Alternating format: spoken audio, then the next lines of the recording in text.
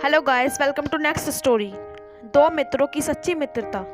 एक अस्पताल के कमरे में दो जाने भर्ती थे, जिसमें एक नाम सुरेश और दूसरे का नाम किशन था। अस्पताल के उस कमरे में जिसमें ये दोनों भर्ती थे, उसमें सिर्फ एक ही खिड़की थी जो किशन के बिस्तर के पास थी। लेकिन किशन को सिर्फ 2 घंटे के लिए ही बाहर देखने दिया जाता था। सुरेश को कोई गंभीर बीमारी होने के कारण उसको अपने बिस्तर से हटने की अनुमति नहीं थी। फिर कुछ दिनों में किशन और सुरेश की दोस्ती होती गई। धीरे धीरे दोनों की फ्रेंडशिप इतनी गहरी हो गई कि वो दोनों अपने घर परिवार की बातें भी साथ करने लगे और अपने दिल की भी बातें एक दूसरे को बताने लगे। जब भी किसी को कोई दुख होता तो वह दूसरे के साथ शेयर जरूर करता था। इससे उनका दर्द कम हो जाता और खुश हो जाते थे। किशन हमेशा उस खिड़की के पास बैठा बैठा सुरेश को बाहर का नजारा बोलकर बताता था और सुरेश खुश हो जाता। किशन हमेशा उससे बताता था कि आज बगीचे में लोग इतने घूम रहे हैं, मंदिर में आज कोई आयोजन हो रहा है, पास के स्कूल में क्या हो रहा है और बाहर का मौसम कैसा है। इन सभी के बारे में किशन सुरेश को बताता था। सुरेश अपने जीने की उम्मीद खोता जा रहा था। सुरेश ये सब सुनकर बहुत ही खुश हो जाता और अपनी बीमारी को वो धीरे धीरे भूलने लगा। जब भी किशन उसे बाहर के नज़ारे के बारे में बताता तो वह हमेशा इतना खुश होता कि उसे लगता ही नहीं था कि वह सब सुन रहा है।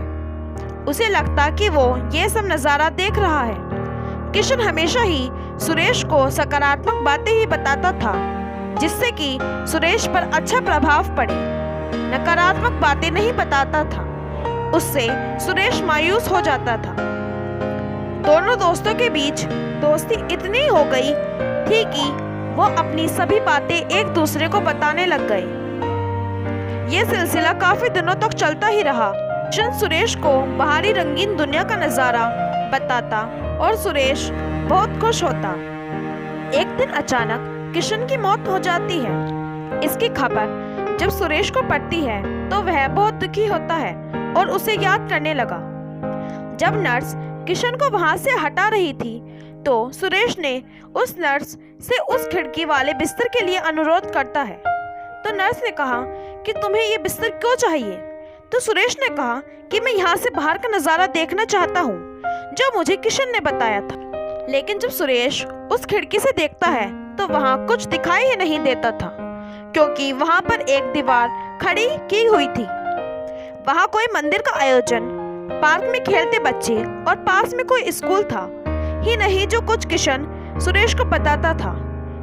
वो कुछ वहाँ पर था ही नहीं। किशन वो सब सुरेश को इसलिए बताता था क्योंकि सुरेश वो सब सुनकर अपनी बीमारी को भूल रहा था।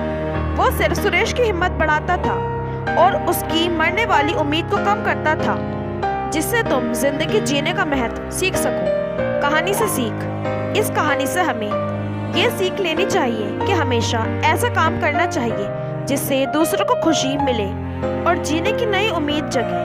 कभी भी ऐसा अवसर नहीं छोड़ना चाहिए जिससे दूसरों का भला हो। Thanks for watching guys. Do like, share and subscribe.